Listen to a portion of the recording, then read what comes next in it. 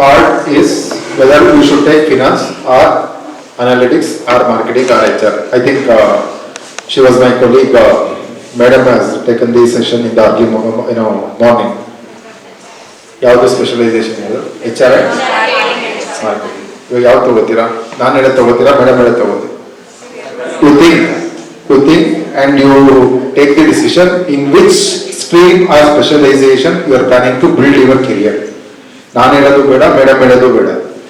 ನಿಮ್ಗೆ ಯಾವ career ಎಲ್ಲನೂ ತಿಳ್ಕೋಬೇಕು, pros and cons. Then you have to take your own decision whether you want to become. ಏನೆಲ್ಲ ನೀವು ಅನಾಲಿಟಿಕ್ಸ್, ಫಿನಾನ್ಸ್ ಅನಾಲಿಟಿಕ್ಸ್ ಆ ಥರ ತಗೊಂಡ್ರೆ ಆಪರ್ಚುನಿಟಿ ಕಾಸ್ಟ್ ಕಡಿಮೆ ಇರುತ್ತೆ. ಕೆಲವು ಮೈಂಡ್ ಸೆಟ್ ಏನಿರುತ್ತೆ ನನ್ಗೆ ಗೊತ್ತು. Students, we have done so many research on student psychology. ಒಂದು ನೀವೇನೇನು ಮಾತಾಡಿರ್ತೀರೋ ನಾನು ಇವಾಗ ಹೇಳ್ತೀನಿ, ನಾನೇನು ಕೇಳಿಸ್ಕೊಂಡಿಲ್ಲ ಆದ್ರೂ ಹೇಳ್ತೀನಿ. ಒಂದು ಈಸಿ ಇರೋ ತಗೊಳ್ಳೋಣ, ಒಂದು ಕಷ್ಟ ಇರೋ ತಗೊಳ್ಳೋಣ. ಕರೆಕ್ಟಾ? First point. Second one, finance ಅಲ್ಲಿ 3 ಪ್ರಾಕ್ಟಿಕಲ್ಲು, ಎಚ್ ಆರ್ ಬರೀ ಥಿಯರಿ, ಪುಷ್ಪ ಬರೀಬಹುದು, ಎಚ್ ಆರ್ ಇದೆಲ್ಲ ಮೈಂಡ್ ಸೆಟ್ ಇರುತ್ತೆ ಮಕ್ಕಳಿಗೆ. ನಾವು ಟೀಚರ್ಸ್ ಹೇಳಲ್ಲ, ಬಟ್ ಈ ಮೈಂಡ್ ಸೆಟ್ ಎಲ್ಲ ನಿಮ್ಗೂ ಇರುತ್ತಲ್ಲ. ಸ್ಟೋರಿ ಎಲ್ಲ ಬರೆದು 32 ಪೇಜ್ ಬರೆದ್ರೆ ಪಕ್ಕ ಪಾಸ್ 25 ಅಂತೂ ಕೊಟ್ಟೇ ಕೊಡ್ತಾರೆ. Next analytics. ನಾನು ಕಂಪ್ಯೂಟರ್ ಫಸ್ಟ್ ಇಂದ ಆನ್ ಮಾಡಕ್ಕೆ ಬರಲ್ಲ, ತಗೊಂಡಿದ್ದೀನಿ. ಬಟ್ ನಿಮ್ಗೆ ಮುಂದೆ ಲೈಫಲ್ಲಿ ಕಾರ್ಪೊರೇಟ್ ಹೋದಾಗ ನಿಮ್ಗೆ ಕಂಪ್ಯೂಟರ್ ಇಲ್ಲ ಅಂದ್ರೆ ನೀವು ವರ್ಕೇ ಮಾಡೋಕ್ಕಾಗಲ್ಲ. Now we are in the era of AI, artificial intelligence. But more than the artificial intelligence you should have the HI ಅಲ್ವಾ? ಏನ್ HI ಅಂದ್ರೆ ಹ್ಯೂಮನ್ ಇಂಟೆಲಿಜೆನ್ಸ್. ಹಂಗಾಗಿ ಇಂಟೆಲಿಜೆಂಟ್ ಆಗಿ ನೀವು ಸ್ಪೆಷಲೈಸೇಷನ್ ತಗೊಂಡ್ರೆ it will be very useful for you people to settle down in the career. ನಿಮ್ಗೆ ಇವಾಗ ನೋಡಿ, ಅಮೆಝಾನ್ ಕಂಪನಿಲಿ ಮಾರ್ಕೆಟ್ ಅನಲಿಸ್ಟ್ಗೆ 12 lakh rupees ಪ್ಯಾಕೇಜ್ ಇದೆ. ಏನಂದ್ರೆ ನಿಮ್ಗೆ ಆರ್ ಮತ್ತೆ ಟ್ಯಾಬ್ಲೋ ಏನ್ ಕರೀತೀರಾ ಅದ್ರ ಮೇಲೆ ವರ್ಕ್ ಮಾಡೋದು 12 ಲಕ್ಷ. ಅದೇ ಫಿನಾನ್ಸ್ ಎಚ್ ಆರ್ ಮಾಡಿರ್ತೀರಾ, ಇಲ್ಲ ಫಿನಾನ್ಸ್ ಮಾರ್ಕೆಟಿಂಗ್ ಮಾಡಿರ್ತೀರಾ. ನಿಮ್ಗೆ ಕೊನೆಗೆ ಫಿನಾನ್ಸ್ ಸಿಕ್ಕಿಲ್ಲ ಅಂದ್ರೆ ಏನ್ ಮಾಡ್ತೀರಾ? ಮಾರ್ಕೆಟಿಂಗ್ ಸಿಕ್ಕಿಲ್ಲ ಅಂದ್ರೆ ಏನ್ ಮಾಡ್ತೀರಾ? ಫಿನಾನ್ಸ್. ಎಚ್ ಆರ್ಗೆ ಹೋಗ್ಬಿಡ್ತೀರಾ? ಫಿನಾನ್ಸ್ ಮಾರ್ಕೆಟಿಂಗ್ ತಗೊಂಡು, ರೈಟ್? ಆತರ ಕನ್ಫ್ಯೂಷನ್ ಇಟ್ಕೋಬಾರ್ದು. ಸ್ಟೇಟ್ ಆಫ್ ಮೈಂಡ್ ನಿಮ್ಗೆ ಕರೆಕ್ಟ್ ಆಗಿ ನಾನು ಇದಾಗಬೇಕು. ಫೈನಾನ್ಸ್ ಅಂತ ತಗೋತಿರಲ್ಲ, ಫೈನಾನ್ಸ್ ಅಲ್ಲಿ ಏನ್ ಆಗ್ತೀರಾ ಅನ್ನೋದು ಇಂಪಾರ್ಟೆಂಟ್. ರಿಸ್ಕ್ ಮ್ಯಾನೇಜರ್ ಆಗ್ತೀರಾ, ರಿಸ್ಕ್ ಮ್ಯಾನೇಜರ್ ಇಲ್ಲ ಇಕ್ವಿಟಿ ಮ್ಯಾನೇಜರ್ ಆಗ್ತೀರಾ, ಇಲ್ಲ ಸ್ಟಾಕ್ ಅನಲಿಸ್ಟ್ ಆಗ್ತೀರಾ, ಏನ್ ಆಗ್ತೀರಾ ಅಂತ ನೀವು ಇವಾಗೇನೆ ಜಾಬ್ ರೋಲ್ ಮತ್ತೆ ಜಾಬ್ ಸ್ಪೆಸಿಫಿಕೇಶನ್ ನಿಮ್ಗೆ ಕರೆಕ್ಟ್ ಆಗಿ ಗೊತ್ತಿರಬೇಕು. ಸುಮ್ಮನೆ ಏನೋ ಆಗ್ಬೇಕು, ಫೈನಾನ್ಸ್ ಮಾಡಿದೀನಿ, ಫೈನಾನ್ಸ್ ಏನ್ ಫೈನಾನ್ಸ್ ಎಲ್ಲಿ ಹೋಗ್ತೀರಾ? ಫೈನಾನ್ಸ್ ವಾಟ್ ಏರಿಯಾ ನೀವು ಅದರಲ್ಲಿ ಇಲ್ಲಿ ಹೋಗ್ತೀರಾ? ಸ್ಟಾಕ್ ಮಾರ್ಕೆಟ್, ಡೆರಿವೇಟಿವ್ಸ್ ಅಲ್ಲ, ಯಾವ ಬ್ಯಾಂಕಿಂಗ್ ಸೆಕ್ಟರ್ಗೆ ಹೋಗ್ತೀರಾ? ರಿಸ್ಕ್ ಆಕ್ಚುರೇಟ್ಸ್ ಆಗ್ತೀರಾ? ಏನ್ ಆಗ್ತೀರಾ ಅನ್ನೋದು ನಿಮ್ಗೆ ಅವೇರ್ನೆಸ್ ಇಲ್ಲ ಅಂದ್ರೆ ಸುಮ್ಮನೆ ಫೈನಾನ್ಸ್ ತಗೊಳ್ಳೋದಲ್ಲ. ಫೈನಾನ್ಸ್ ಅಲ್ಲಿ ಏನ್ ಆಗ್ಬೇಕನ್ನ ಡಿಸೈಡ್ ಮಾಡ್ಕೊಂಡಿರ್ಬೇಕು. ಫೈನಾನ್ಸ್ ಇನ್ನೊಂದು ಯಾವುದು ಸರ್? ನಮ್ ಫೈನಾನ್ಷಿಯಲ್ ಅನಲಿಸ್ಟ್ ಆಗ್ಬೇಕು. ನೀವು ಫಿನಾನ್ಷಿಯಲ್ ಅನಲಿಸ್ಟ್ ಆಗ್ಬೇಕು ಅಂದ್ರೆ ಫೈನಾನ್ಸ್ ಜೊತೆಗೆ ಮಾರ್ಕೆಟಿಂಗ್ ತಗೊಂಡ್ರೆ ಎಲ್ಲ ಆಗ್ತೀರಾ ಅನಲಿಟಿಕ್ಸ್ ತಗೊಂಡ್ರೆ ತಾನೇ ಸಾಫ್ಟ್ವೇರ್ ನಾಲೆಜ್ ಇದ್ರೆ ಮಾತ್ರ ನೀವು ಅನಲಿಸ್ಟ್ ಆಗಕ್ಕೆ ಸಾಧ್ಯ. I will show what are the options you have, right? But before that I start with this one. In those third semester, if you have opted for finance and analytics, business analytics, in third semester if you have taken 3 subjects, in the fourth semester you have to take only 2 subjects in the finance. ಇಲ್ಲಿ ಇದೆ ನೋಡಿ option 3.2.1, 3.2.2, 3.2.3. ಅದರಲ್ಲಿ IAPM ಇದೆ, CTM ಇದೆ, CVFM ಇದೆ. ಇವಾಗ trend ಇರೋದೇನು, demand ಇರೋದೇನು market ಇಲ್ಲಿ ಅಂದ್ರೆ CVFM ಅಲ್ಲಿ. ಬಟ್ ಎಕ್ಸಾಮ್ ಪಾಸ್ ಆಗೋದೇ ಕಷ್ಟ ಇದೆ. ಅಂದ್ರೆ if you put effort, definitely you can easily build the financial models. Financial modelling ಅಂತ ಅದಕ್ಕೆ ಇದೆ CVFM, ರೈಟ್? ಕಾರ್ಪೊರೇಟ್ ವ್ಯಾಲ್ಯೂಯೇಷನ್ ಮಾಡಕ್ಕೆ ಆಕ್ಚುರೇಟ್ಸ್ ಬರ್ತಾರೆ, ರೈಟ್? ಆಡಿಟರ್ಸ್ ಬರ್ತಾರೆ. ಇದೆಲ್ಲ ನೀವು ಕರೆಕ್ಟ್ ಆಗಿ ತಿಳ್ಕೊಂಡ್ರೆ your per hour salary will be minimum 10 to 20,000 rupees. Minimum salary 10 to 20,000. But ಅಷ್ಟು ಡೆಡಿಕೇಟ್ ಮಾಡಬೇಕು. CA ಇವಾಗ ನೀವು ಕೆಲವರು BCom ಇದ್ದೀರಲ್ಲ, SLC ಆದ್ಮೇಲೆ PUC ಬಂದಾಗ PU ಟೀಚರ್ ಕೇಳಿರ್ತಾರೆ, ಯಾಕೆ ನೀನು PUCಗೆ ಕಾಮರ್ಸ್ ಸೇರ್ಕೊಂಡೆ? ನಾನು CA ಆಗ್ಬೇಕು. ಎಲ್ಲಿ ಯಾರು ಆಗ್ಲಿಲ್ಲಪ್ಪ ಅಲ್ಲ, CA ಆಗ್ಬೇಕಂತ ಹೇಳಿರ್ತಾರೆ. MBA ಮಾಡ್ಬೇಕಂತ ಹೇಳಿದ CA ಹೇಳಿರ್ತೀರ ತಾನೆ? ನೋಡಿ CA semi qualified. Okay, good. ಆತರ ಹೇಳಿರ್ತೀರಾ. ಬಟ್ ಅದು ಆಗ್ಬೇಕಾದ್ರೆ ಎಷ್ಟು ಕಷ್ಟ ಇದೆ ಅವ್ನು ಗೊತ್ತಿರುತ್ತೆ. ಎಷ್ಟು ಸಬ್ಜೆಕ್ಟ್ ಓದಬೇಕು, ಎಷ್ಟು ಎಕ್ಸಾಮ್ ಬರೀಬೇಕು, CPT ಬರೀಬೇಕು, ಅದೆಲ್ಲ ಪ್ರೋಸೆಸ್ ಇದೆ. ಅಷ್ಟು ನಾಲೆಜ್ ತಿಳ್ಕೊಂಡಿದ್ದಾರೆ. ನಾವು as per the market survey, majority of the science student they are becoming the CAs. ಗೊತ್ತಾ? ಸೈನ್ಸ್ ನೋಡಿ, ಸೈನ್ಸ್ ನೋಡಿ ಮಾರ್ಕೆಟ್ ಸರ್ವೆ ಇಲ್ಲ, ನಿಮ್ಮ ಮುಂದೆನೆ ಪ್ರೂವ್ ಇದೆ. ಕಾಮರ್ಸ್ ಹುಡುಗರು, ನಮ್ಮ ಕಾಮರ್ಸ್ ಮಕ್ಕಳು ಆಗ್ತಾ ಇಲ್ಲ CA. ಸೈನ್ಸ್ ಓದಿ BSc ಮಾಡಿ ಏನೋ ಸೈನ್ಸ್ ಓದ್ಬಿಟ್ಟು ಅವರು CA ಆಗೋರು ಜಾಸ್ತಿ ಜನ ಇದ್ದಾರೆ. One of my friends completed BSc CB set, right? ಅಂದ್ರೆ ನಮ್ಮ ಜೂನಿಯರ್, ಒಂದು 3 years junior. Is the CA. During the COVID he has earned more than 100 crores. ಅವ್ನಿಗೆ ಎಷ್ಟು ಏಜ್ ಇವಾಗ? 29 ವರ್ಷ. 100 crores ಅನ್ ಮಾಡಿದೆ ಕೋವಿಡ್ ಟೈಮ್. ಡಿಮಾನಿಟೈಸೇಷನ್ ಆಯ್ತಲ್ಲ, ಅವಾಗ ಅಷ್ಟೇ ಚೆನ್ನಾಗಿ ದುಡ್ಡು ಮಾಡ್ಕೊಂಡ್ರು. ಲೈಫ್ ಟೈಮ್ ಸೆಟಲ್ಮೆಂಟ್ ಅದೆಲ್ಲ. ಅಂದ್ರೆ ಎಫರ್ಟ್ ಹಾಕಿ ಅವ್ರ ಅಕ್ಕ ಮತ್ತೆ ತಮ್ಮ ಇಬ್ರು ಪೇರೆಂಟ್ಸ್ ಇಲ್ಲ, ಅಕ್ಕ ಮತ್ತೆ ತಮ್ಮ ಇಬ್ರು ಯವನಿಕಾ ಅಂತ ಒಂದು ಲೈಬ್ರರಿ ಇದೆ ರಿಸರ್ವ್ ಬ್ಯಾಂಕ್ ಪಕ್ಕ, ಅಲ್ಲಿ ಕುತ್ಕೊಂಡು ಸೈನ್ಸ್ ಆದ್ಮೇಲೆ ಕೆಲ್ಸಕ್ಕೆ ಹೋಗ್ತೇನೆ, ಕುತ್ಕೊಂಡು ಓದಿ ಅಕ್ಕನೂ CA, ಇಬ್ರು ಸೈನ್ಸ್ ಸ್ಟೂಡೆಂಟ್ಸ್ BSc, ತಮ್ಮನೂ CA, ಇಬ್ರು ಸೇರಿ ಇವಾಗ 100 crores ನಾಗರಬಾವಿ ನಮ್ಮೂರ ತಿಂಡಿ ಹತ್ರ ಮನೆ ಕಟ್ಕೊಂಡಿದ್ದಾರೆ. ಇನ್ನು ಮದುವೆ ಆಗಿಲ್ಲ, 29 ವರ್ಷ. ಅವ್ನಿಗೆ ಇವಾಗ ಒಂದು ವರ್ತ್ ಅಸೆಟ್ ಎಷ್ಟಿದೆ ಅಂದ್ರೆ 100 crores ಇದೆ. Because if you put your effort and if you dedicate, that's why you have to become CID. ಏನು CID? ಇದನ್ನ ಕೇಳಿಸ್ಕೊಂಡು ಊಟದ ಟೈಮು ತಲೆ ಸ್ವಲ್ಪ ಹಂಗೆ ಬ್ಲಾಂಕ್ ಆಗ್ಬಿಡುತ್ತೆ. What is you have to be a CID. What is CID? Centre ಅಲ್ಲ. ನೀವೇನೇ ಆಗ್ಬೇಕು ಲೈಫಲ್ಲಿ ಅಂದ್ರೆ you should be the CIDs. CID ಏನು? CID ಅಂದ್ರೆ ಕಮಿಟ್ಮೆಂಟ್, ಇನ್ವಾಲ್ವ್ಮೆಂಟ್, ಡೆಡಿಕೇಶನ್. ಈ ಮೂರು ಇದ್ರೆ ನೀವೇನ್ ಅನ್ಕೊಂಡಿದ್ದೀರಾ ಅದನ್ನ ಆಗ್ಬೋದು. ಕಮಿಟ್ಮೆಂಟ್, ಇನ್ವಾಲ್ವ್ಮೆಂಟ್ ಅಂಡ್ ಡೆಡಿಕೇಶನ್, ಈ ಮೂರು ನಿಮ್ಮಲ್ಲಿ ಇರ್ಬೇಕು. ನೋಡಿ, ಅವ್ರಿಗೆ ಕಮಿಟ್ಮೆಂಟ್ ಇತ್ತು, ಇನ್ವಾಲ್ವ್ಮೆಂಟ್ ಇತ್ತು, ಡೆಡಿಕೇಟ್ ಮಾಡಿದ್ರು, ಅದಕ್ಕೆ ಇವತ್ತು ಅಚೀವ್ ಮಾಡಿದ್ದಾರೆ. ನೀವು ಅಷ್ಟೇ ಬರೀ MBA ಸೇರ್ಕೊಂಡಿದ್ದಷ್ಟೇ ಮದುವೆ ಕಾರ್ಡಲ್ಲಿ MBA ಹಾಕೊಂಡೆ ಅದಲ್ಲ. That you should not do that kind of MBA marks card are just a cost. MBA ಅದಲ್ಲ, ಎಲ್ಲಾನು marks cards are just a costly sheet of papers. Marks ಕಾರ್ಡ್ಗೆ 4 ಲಕ್ಷನೂ ಕೊಟ್ಟಿರ್ತೀವಿ, 5 ಲಕ್ಷನೂ ಕೊಡ್ತೀವಿ, 10 ಲಕ್ಷನೂ ಕೊಡ್ತೀವಿ, 2 ಲಕ್ಷನೂ ಕೊಡ್ತೀವಿ. ಅದು costly sheet of paper. Correct ಅಲ್ವಾ? 4 marks card ಒಂದು ಕಾನ್ವೊಕೇಶನ್ಗೆ ನಾವು ಇಷ್ಟು ಲಕ್ಷಗಳನ್ನ ಇನ್ವೆಸ್ಟ್ ಮಾಡ್ತೀವಿ. ಅಲೈನ್ಸ್ ಅಲ್ಲಿ 12 ಲಕ್ಷ ಇದೆ. MBA ಸೇಮ್ ಕೋರ್ಸ್ 12 ಲಕ್ಷ ಇದೆ ಅಂದ್ರೆ ಒಂದು ಸರ್ಟಿಫಿಕೇಟ್ಗೆ 3 ಲಕ್ಷ ಆಯ್ತಾ? 4 ಸರ್ಟಿಫಿಕೇಟ್ಗೆ 12 ಲಕ್ಷ ಆಯ್ತು. ನೀವು 2 ಲಕ್ಷ ಕೊಡ್ತೀರಾ ಅಂದ್ರೆ ಒಂದು ಪೇಪರ್ಗೆ ಎಷ್ಟು? 50,000. That is a costly sheet of paper. But ಏನ್ ಕಂಟೆಂಟ್ ನೀವು ಕಲ್ತಿದ್ದೀರಾ 2 years ಅಲ್ಲಿ, it will create a wonders in your life. ಏನೆಲ್ಲ ಟೀಚರ್ಸ್ ಹೇಳ್ಕೊಟ್ಟಿದ್ದಾರೆ, ಏನೆಲ್ಲ ನಾನು ಸಾಫ್ಟ್ವೇರ್ ಕಲ್ತಿದ್ದೀನಿ, what kind of skill I have acquired, knowledge I have acquired, it will give you more weightage in your life. ಅದನ್ನ ನೀವು ತಿಳ್ಕೊಬೇಕಾಗಿದೆ. Right. Next ಇಲ್ಲಿ 3 ತಗೊಂಡ್ರೆ 4th sem ಅಲ್ಲಿ ಯಾವ್ದು ತಗೋತೀರಾ? 2. ಅದರಲ್ಲಿ ಫ್ಯಾಕಲ್ಟಿ ಡಿಸೈಡ್ ಮಾಡ್ತಾರೆ, ಇಲ್ಲ ನೀವು ಡಿಸೈಡ್ ಮಾಡ್ಕೋಬಹುದು. 3 ಆಪ್ಷನ್ ಕೊಟ್ಟೆ. Whether you are going to do PMA, that is project management and analysis, or derivatives and risk management. ಅದು ಒಳ್ಳೆ ಸ್ಕೋಪ್ ಇದೆ. ರಿಸ್ಕ್ ಮ್ಯಾನೇಜ್ಮೆಂಟ್ ಆ 2 ತಗೋತೀರಾ, ಫೈನಾನ್ಷಿಯಲ್ ಮ್ಯಾನೇಜ್ಮೆಂಟ್ ಬಿಟ್ಬಿಡ್ತೀರಾ, ಆ ತರನು ಮಾಡ್ಬೋದು. Right. That is the options. Option ಅಂದ್ರೆ 3+2. ನೀವು ಮಾರ್ಕೆಟಿಂಗ್ ಅಲ್ಲಿ ಏನ್ ಮಾಡ್ತೀರಾ? ಮಾರ್ಕೆಟಿಂಗ್ 3, ಫಿನಾನ್ಸ್ ಅಲ್ಲಿ 2 ಬೇಕಾದ್ರೂ ತಗೋಬಹುದು. ಇವಾಗ CBFM ಕಷ್ಟ ಇದೆ, ಬಿಟ್ಬಿಡಿ. 2 ತಗೋಬಹುದಾ? 3.1, 3.2 ತಗೊಂಡೆ, 3.2.1, 3.2.2 ತಗೊಂಡೆ, ಮಿಕ್ಕಿದ 3 ಮಾರ್ಕೆಟಿಂಗ್ ಅಲ್ಲಿ ಓದ್ಕೋಬಹುದು. ಅದ್ರ ಮೇಲೆ ನೀವು ಮೇಜರ್ ಮೈನರ್ ಅಂತ ಹೇಳ್ಕೊತಾ ಇದ್ದೀರಾ. ಬಟ್ 2 ಸಬ್ಜೆಕ್ಟ್ ಅಲ್ಲೂ 5 ಸಬ್ಜೆಕ್ಟ್ ಓದಬೇಕು ಒಂದು ಸ್ಪೆಷಲೈಸೇಷನ್ ಅಲ್ಲಿ. Because in BCU we have dual specialisation. HR, marketing, finance, analytics. Finance ಅಲ್ಲಿ 3 ಓದಿದ್ರೆ ಅನಾಲಿಟಿಕ್ಸ್ ಅಲ್ಲಿ 2 ಈ ಸೆಮಿಸ್ಟರ್. ನೆಕ್ಸ್ಟ್ ಸೆಮಿಸ್ಟರ್ ಅಲ್ಲಿ ಫಿನಾನ್ಸ್ ಅಲ್ಲಿ 3 ಓದಲೇಬೇಕು, ಅನಾಲಿಟಿಕ್ಸ್ ಅಲ್ಲಿ 2.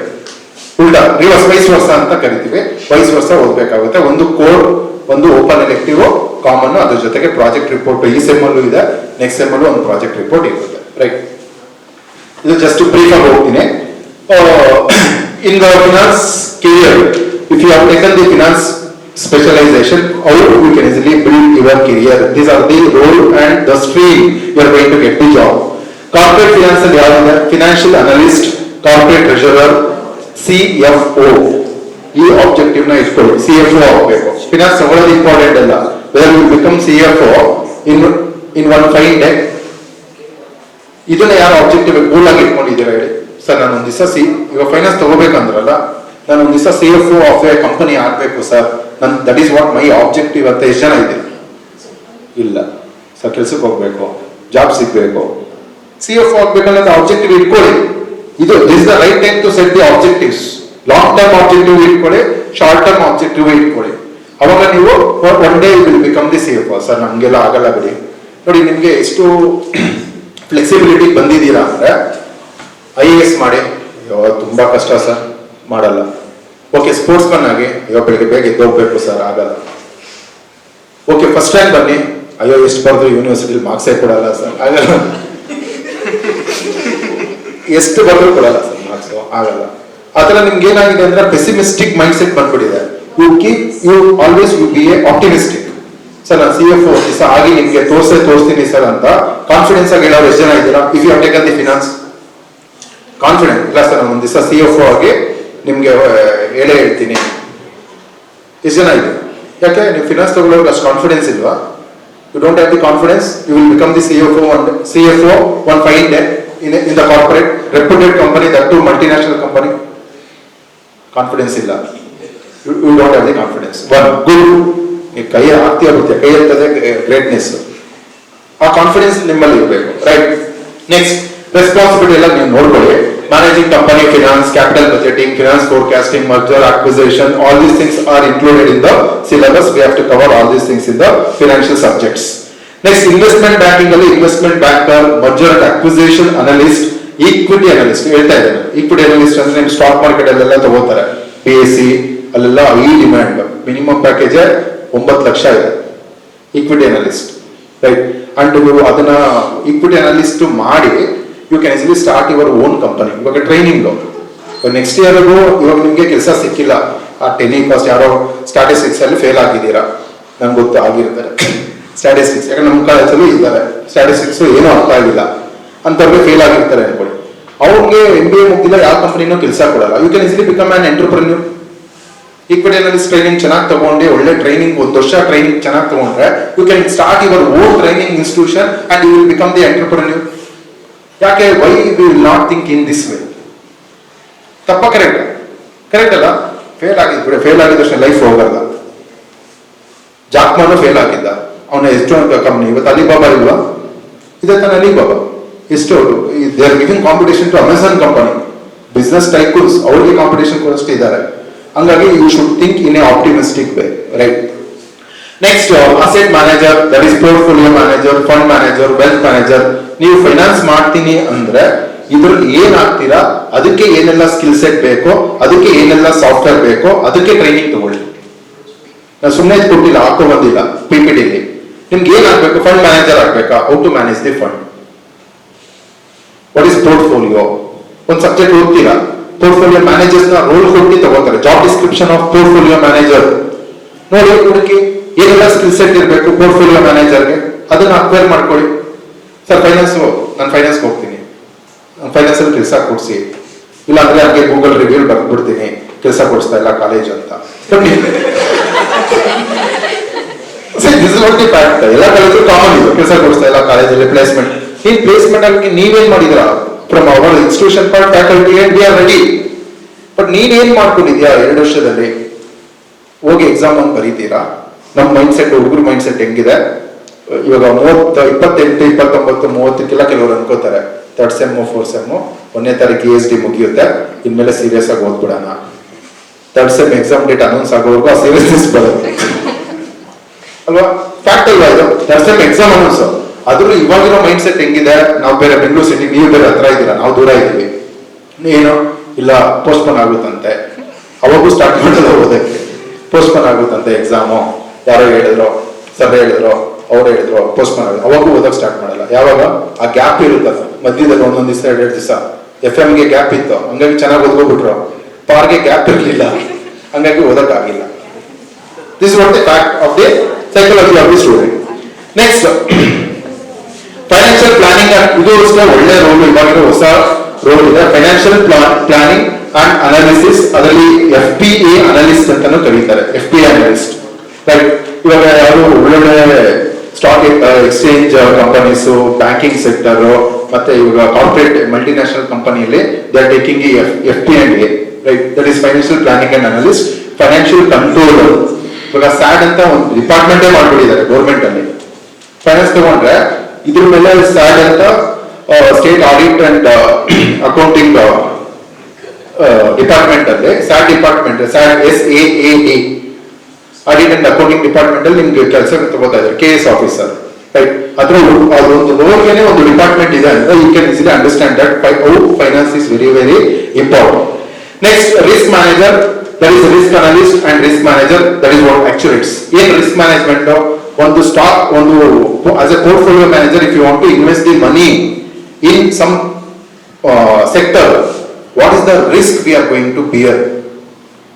ಇವಾಗ ಮ್ಯೂಚುವಲ್ ಫಂಡ್ ಅಲ್ಲಿ ನಿಮ್ಮ ಹತ್ರ ಎಲ್ಲ ದುಡ್ಡು ಇಸ್ಕೊಂಡಿರ್ತೀನಿ, ಸಿಂಪಲ್ ಲ್ಯಾಂಗ್ವೇಜ್, ಅದೇ ಕಾಮನ್ ಮ್ಯಾನ್ ನಾವ್ ಹೆಂಗ ಅರ್ಥ ಮಾಡ್ಕೋಬೇಕು. ನಿಮ್ಮ ಹತ್ರ 10 ಕೋಟಿ ಇಸ್ಕೊಂಡಿದೀನಿ ಅಂದ್ರೆ ಅದನ್ನ ಪೋರ್ಟ್ಫೋಲಿಯೋ ಮಾಡ್ಬೇಕಲ್ಲ. 10 ಕೋಟಿ ತಗೊಂಡು ಒಂದೇ ಕಂಪನಿ ಮೇಲೆ ಹಾಕೊಂಡು ನೋಡೋಗ್ಬಿಟ್ರೆ ಅದಾನಿ ತರ ನಾನು ಯಾರಿಗೆ ಕೊಡ್ಲಿ, ಮ್ಯೂಚುವಲ್ ಫಂಡ್ ಹೋಗ್ಬಿಡುತ್ತದೆ. ನಾನು ಗುರುತಿರ್ಬೇಕಲ್ಲ, 10 ಕೋಟಿನ ಹೆಂಗೆ ನಾನು ಅರೇಂಜ್ ಮಾಡ್ತೀನಿ, ಹೆಂಗೆ ಇನ್ವೆಸ್ಟ್ ಮಾಡ್ತೀನಿ. I will invest in construction sector, I will invest in medical sector. ಅದ್ರ ನಮ್ಮ ಪೋರ್ಟ್ಫೋಲಿಯೋ ಇನ್ವೆಸ್ಟ್ಮೆಂಟ್ ಮಾಡಿದ್ರೆ ರಿಸ್ಕ್ ಎಷ್ಟಿದೆ ಅದ್ರಲ್ಲಿ ಇನ್ವೆಸ್ಟ್ ಮಾಡೋದಕ್ಕೆ ಕಂಡುಹಿಡಿತಾರೆ. That is the role of actuaries. ಎಷ್ಟು 1 ಅವರ್ಗೆ 50,000 ರೂಪಾಯಿ ಒಂದನ್ನ ಒಂದ್ ದಿವಸದಲ್ಲಿ ಹೇಳ್ತಾರೆ, ಇದಕ್ಕೆ ಇಷ್ಟು ರಿಸ್ಕ್ ಇದೆ, 0.3 ಆಲ್ಫಾ ಬೀಟಾ ಅದೆಲ್ಲ ಏನೇನೋ ಹಾಕಿ ಮಾಡ್ತಾರೆ. ಇಷ್ಟು ಇದೆ ಅಂತ ಹೇಳಕ್ಕೇನೆ ಅವರು 1 ಅವರ್ಗೆ 50,000. ಒಂದು ಪ್ರಾಡಕ್ಟ್ಗೆ ಹೇಳ್ಬೇಕಂದ್ರೆ package of 5 lakh rupees 10 lakh rupees charge ಮಾಡ್ತಾರೆ. ಒಂದ್ ದಿವಸದಲ್ಲೂ ಮಾಡ್ಬೋದು, 1 ಅವರ್ಗೂ ಮಾಡ್ಬೋದು, 5 lakh rupees ಅರ್ನ್ ಮಾಡ್ತಾರೆ actuaries. Next banking and financial, ಇದೆಲ್ಲ ಈಸಿ, ಸುಲಭ ಇರುತ್ತೆ. Relationship manager, happy birthday, happy new year ಅದೆಲ್ಲ ಕಲ್ಸರ್. Relationship manager, credit analyst, retail bankers,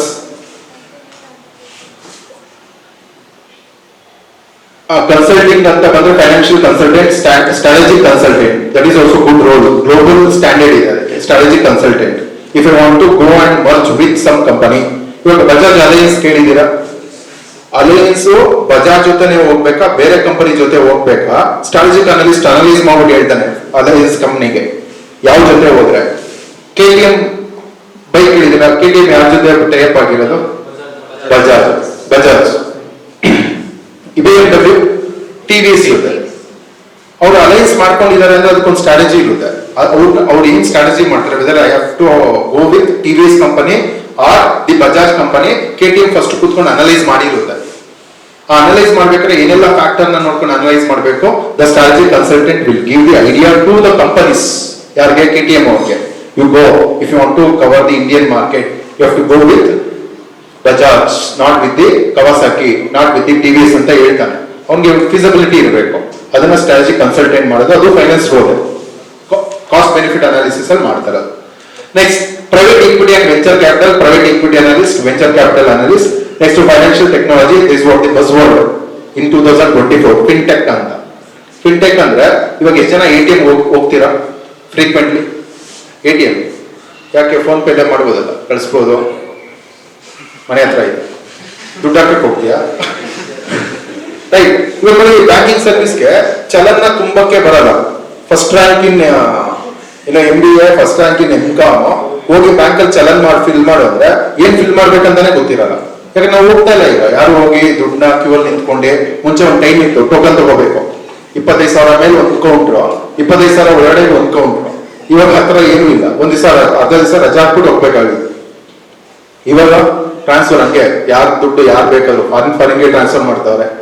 ಹಂಗಾಗಿ ಫಿನ್ಟೆಕ್ ಅಲ್ಲಿ you have to be very strong in the financial technological softwares. ಇದರಲ್ಲಿ ಹುಡುಕಿ ಒಳ್ಳೊಳ್ಳೆ ಸಾಫ್ಟ್ವೇರ್ಗಳು ಸಿಗುತ್ತೆ ನಿಮಗೆ ಫಿನ್ಟೆಕ್. ಅದ್ರಲ್ಲಿ ಯಾವುದು? Fintech analyst, product manager, business analyst. Next treasury and cash management ಅಲ್ಲಿ treasury manager, cash manager. These all are the role and responsibility in the corporate company as well as in the public sectors. Equity research, ಇದು ಚೆನ್ನಾಗಿದೆ. ಯಾರಿಗೆ stock market derivatives ಎಲ್ಲ ಬೇಕಾದ್ರೆ equity research ಹೋಗ್ಬೋದು. Public sector and government, that is financial adviser, policy analyst. Next real estate finance ಅಲ್ಲೂ ಇದೆ. Real estate finance ಅಲ್ಲೂ there are some companies they are taking the financial real estate finance advisers for the company. They will get HCF ಅಂತ ಒಂದು company. Internship for 15,000 rupees. ನೀವು ಇವಾಗ third sem ಅಲ್ಲಿ ಹೋಗ್ಬೋದು ಅಂದ್ರೆ ಹೋಗ್ಬೋದು. HFFC ಅಂತ ಆ ಕಂಪನಿ ಹೌಸಿಂಗ್ ಫೈನಾನ್ಸ್ ಅದು. ಅವ್ರು ಏನ್ ಮಾಡ್ತಾರೆ, ನಿಮ್ನ ತಗೊಂಡು they will give training on this. Casagrand ನಮ್ಮ ಸ್ಟೂಡೆಂಟ್ ಆದರ್ಶ ಕಾಲೇಜಲ್ಲಿ 14 ಜನ ಸ್ಟೂಡೆಂಟ್ ನ ತಗೊಂಡಿದ್ರು ಕಾಸಾ ಗ್ರ್ಯಾಂಡ್. ಅವ್ರೇನಂದ್ರೆ advisers, real estate financial advisers ಆಗಿ ತಗೊಂಡು ಟ್ರೈನಿಂಗ್ ಕೊಟ್ಟು ಇವಾಗ ಅಪಾಯಿಂಟ್ ಮಾಡ್ಕೊಂಡಿದ್ದಾರೆ. After completion of 4th sem exam ಮುಗಿತಲ್ಲ, 9th ಮುಗಿಯುತ್ತೆ, 10th ಇಂದ ಅಪಾಯಿಂಟೆಡ್. ಬಟ್ ಈ ತರ ನಿಮ್ಗೆ ರೂಲ್ಸ್ ಇರುತ್ತೆ. You have to know what are the roles, what are the things I have to do in that particular role. Next, entrepreneurship, starting a financial consultancy, investment firm or fintech startup. Like grow ಅಂತ ಒಂದು app ಕೇಳಿದ್ದೀರಾ, grow. ಅವನಷ್ಟು MBA graduate, ಸುಮ್ಮನೆ ಯಾಕೆ ನಾನು equity research ಎಲ್ಲ ಕಲ್ತಿದ್ದೀನಿ, technology strong ಇದ್ದೀನಿ, ನಾನೇ ಯಾಕೆ ಹೋಗಿ ಇನ್ನೊಂದು ಕಂಪನಿಯಲ್ಲಿ ಕೆಲಸ ಮಾಡಿ ನಾನೇ ಮಾಡಿ ಗ್ರೋ ಮಾಡಿ. ಎಲ್ಲ ನನ್ನ ಹತ್ರನೂ ಗ್ರೋ ಇದೆ, ಡಿಮ್ಯಾಟ್ ಅಕೌಂಟ್ ಮಾಡಿಸಿ ಗ್ರೋ ಅಲ್ಲಿ ಇನ್ವೆಸ್ಟ್ ಮಾಡ್ತಾ ಇದ್ದೀವಿ. ಆ ಥರ ನೀವು ಒಂದು ಸ್ಟಾರ್ಟ್ಅಪ್ ನ ಮಾಡ್ಬೋದಲ್ಲ. You can start your own firm if you are good in good in finance subject. Last ಅಲ್ಲಿ ಏನು ಇಲ್ಲ ಅಂದ್ರೆ ಕೊನೆಗೆ ಒಂದು ಆಪ್ಷನ್ ಇದೆ, ಏನು academic and research lecturers, research analyst. See ಏನ್ ಸರ್ ಇದು ಲಾಸ್ಟ್ ಚಾನ್ಸ್ ಅಂತಿದ್ರಾ? ಸಿ ಇವರು ದುಡಿಯೋಷ್ಟು, ಫೈನಾನ್ಸ್ ಫ್ಯಾಕಲ್ಟೀಸ್ ದುಡಿಯೋಷ್ಟು ಬೇರೆ ಯಾವ ಫ್ಯಾಕಲ್ಟಿನೂ ದುಡಿಯಲ್ಲ, ಗೊತ್ತಾ? There is a huge demand for the finance faculty. ನಮ್ಮ ಮಾರ್ಕೆಟ್ ಡಿಮ್ಯಾಂಡ್ ಏನಿದೆ ಅದ್ರ ಮೇಲೆ ಮಾತಾಡ್ತೀವಿ. ವಿ ಆರ್ ಮ್ಯಾನೇಜ್ಮೆಂಟ್ ಗ್ರಾಜುಯೇಟ್ ಅಲ್ಲ, ಮ್ಯಾನೇಜ್ಮೆಂಟ್ ಥಿಂಕಿಂಗ್ ಹಂಗೆ ಇರುತ್ತಲ್ಲ. ಮ್ಯಾನೇಜ್ಮೆಂಟ್ ಯಾರು HR ಮಾರ್ಕೆಟಿಂಗ್ ಸಬ್ಜೆಕ್ಟ್ ಪಾಠ ಮಾಡೋರಿಗೆ ಡಿಮ್ಯಾಂಡ್ ಜಾಸ್ತಿನಾ, ಫಿನಾನ್ಸ್ ಸ್ಟ್ಯಾಟಿಸ್ಟಿಕ್ಸ್ ಪಾಠ ಮಾಡೋರಿಗೆ ಡಿಮ್ಯಾಂಡ್ ಜಾಸ್ತಿ ಇರುತ್ತೆ? ಫಿನಾನ್ಸ್ ಮಾಡೋರಿಗೆ ಇರುತ್ತಾ? ಅಂದ್ರೆ ನೀವು ಫಿನಾನ್ಸ್ ಅಟ್ಲೀಸ್ಟ್ ಹಂಗೆ ಕಲ್ತ್ರು, ಕರೆಕ್ಟ್ ಆಗಿ ಕಲ್ತ್ರೆ you will become a good teacher. That is what the ultimate. ನೀವೆಲ್ಲೂ ಹೋಗಿಲ್ಲ. ಹೆಣ್ಮಕ್ಳಿಗೆ ಬೆಸ್ಟ್, ಗಂಡು ಮಕ್ಳಿಗೂ ಬೆಸ್ಟ್.